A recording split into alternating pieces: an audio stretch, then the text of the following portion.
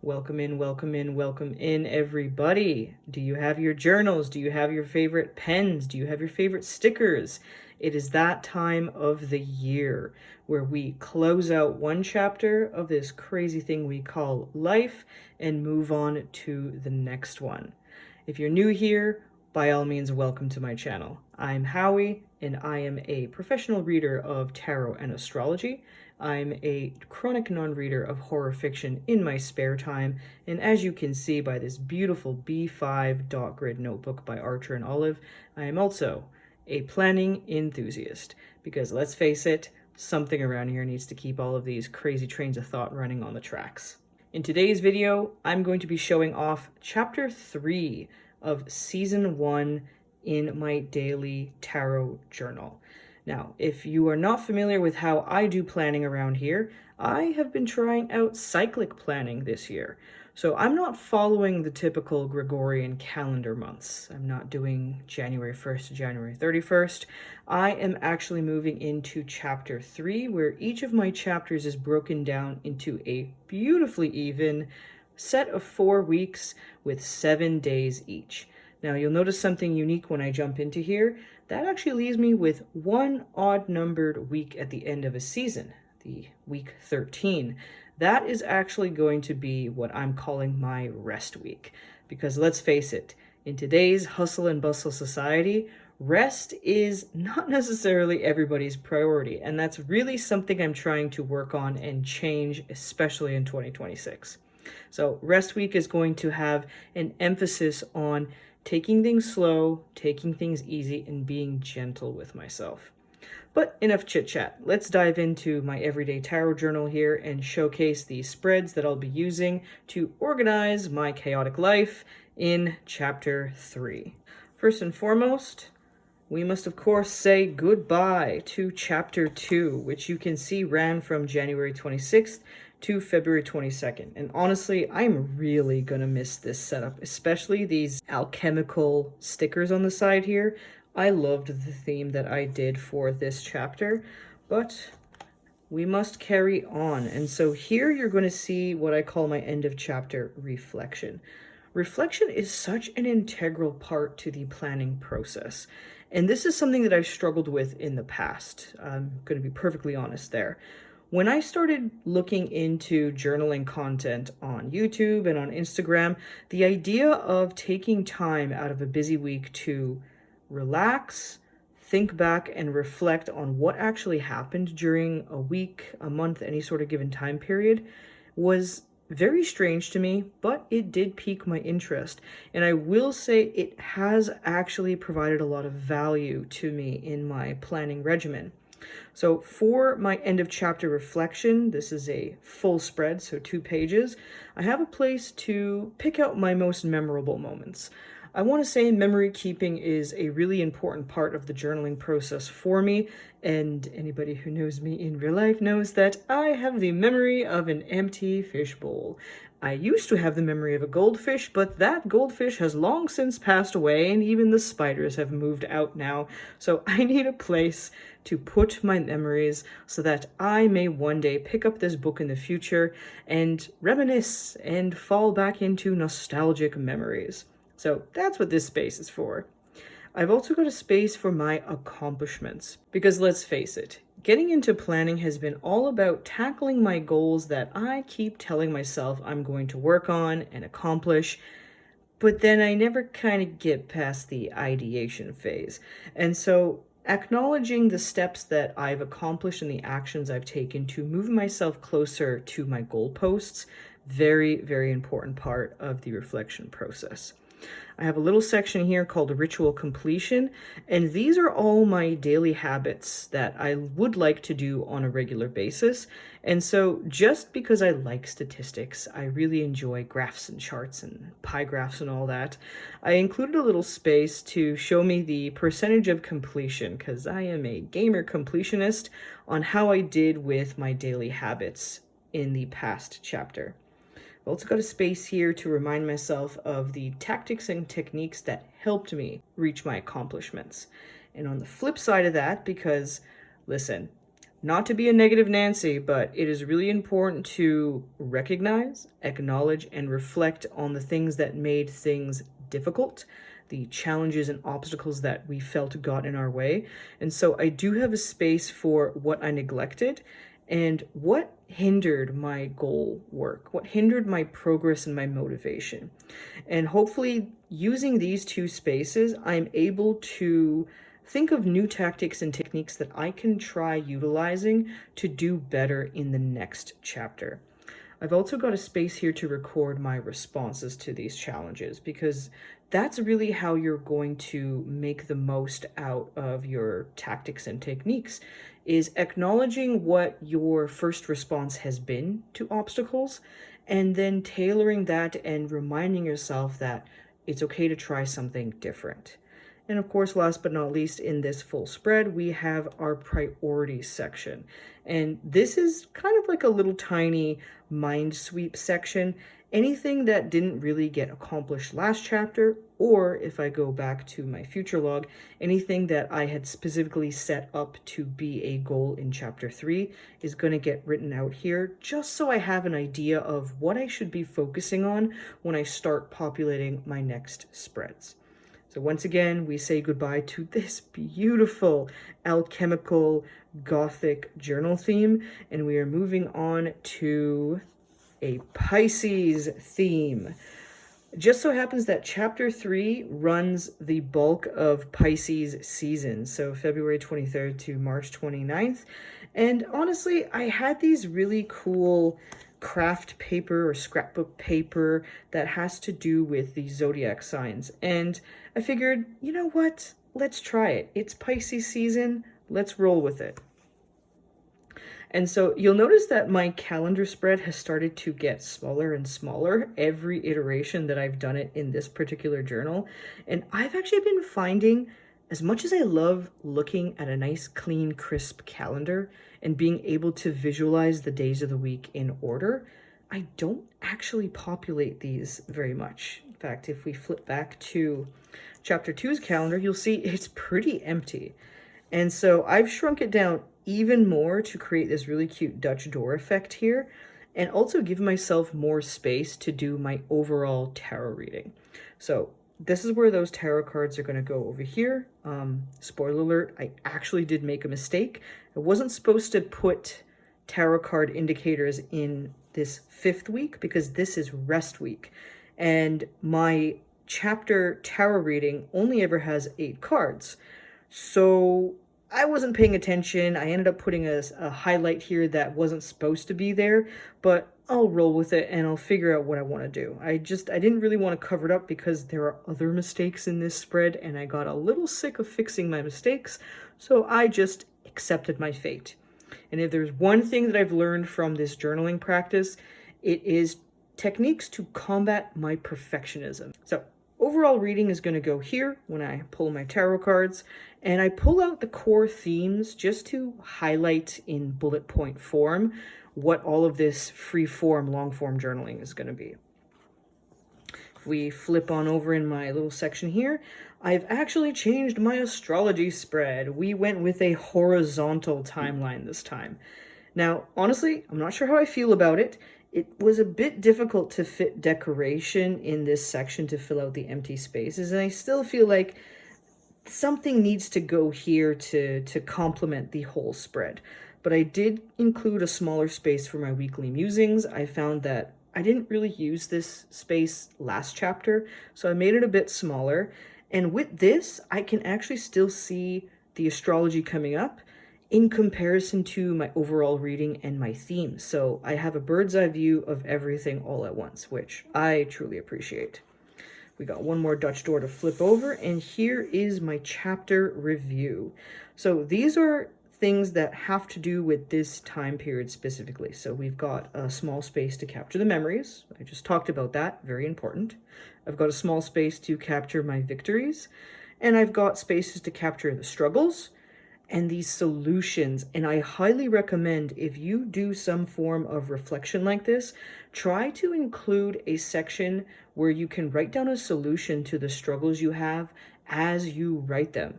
It's so important to acknowledge obstacles, but it's even better if we can come up with tactics and ideas to help us through those obstacles moving forward. And of course, we have another next chapter section, just if there's something that I think of that doesn't quite fit here, if I magically happen to run out of space, or I don't have enough space in my weekly dashboards to write it, I'll jot it down here so I know this needs to go in the priority section at the end of my chapter reflection. So now we're done with our Dutch doors and we're going to flip on to our trackers. Now, for those of you who've seen my video for chapter 2's flip through, you'll notice that the fitness log has shrunk.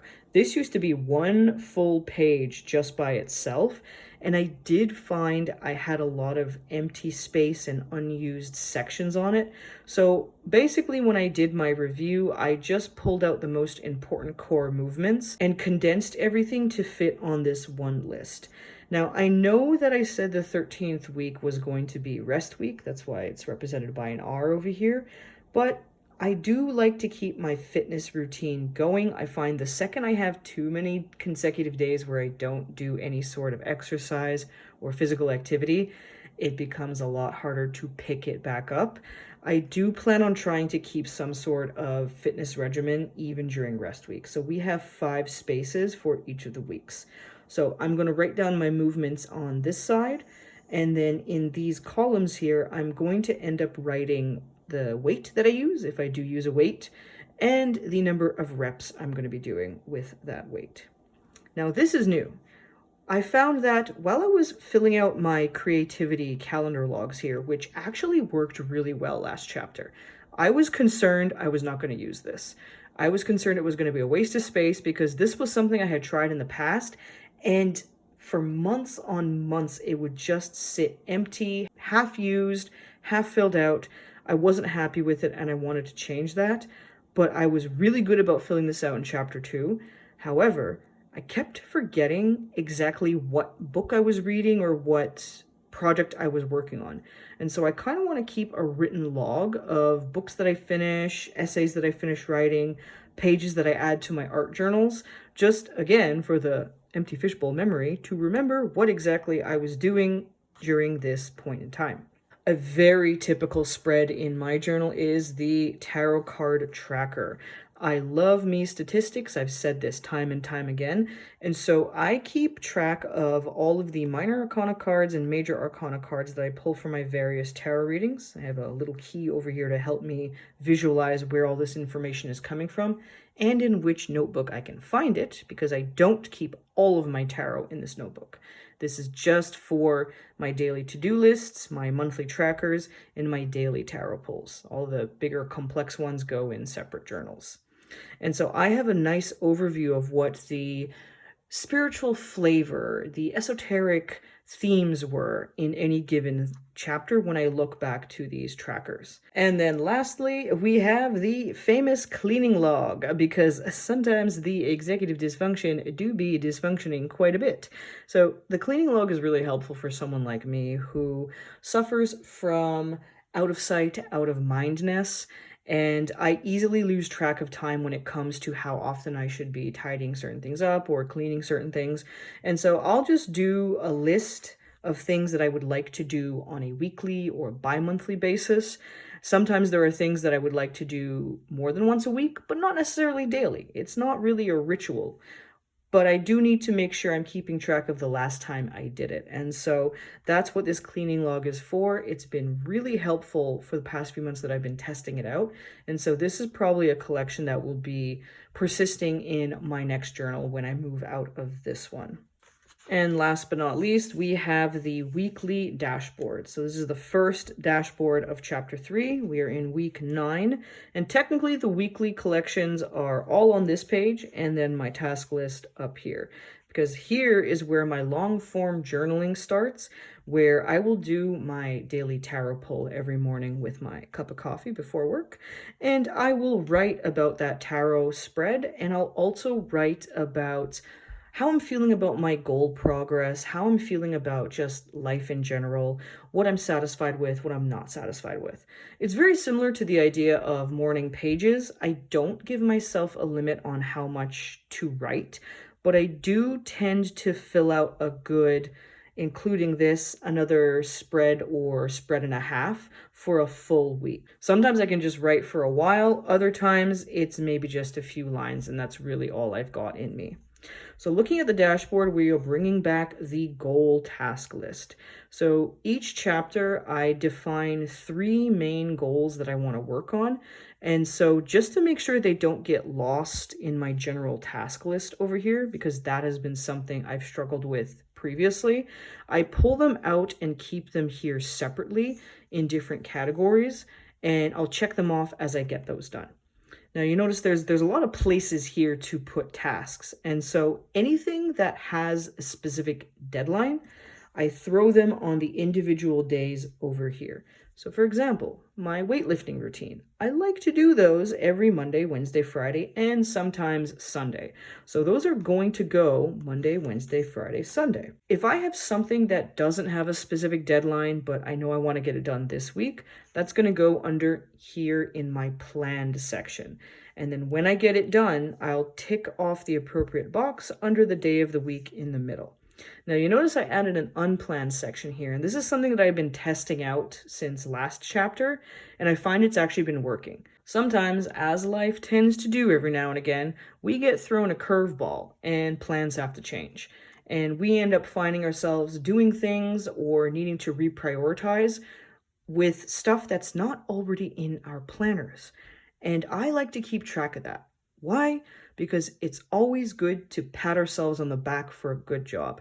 It is so easy to get distracted by an undone task list and forget that those tasks weren't done because a million and one other things needed our attention instead.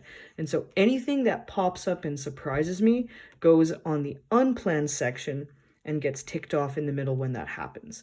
So now I have a record of, well, these goal actions didn't get done because I was so busy over here because something just blew up and needed my attention. I have my space in the middle for my rituals, so there are 8 daily habits that I would like to try accomplishing each day. I have a section for tiny wins.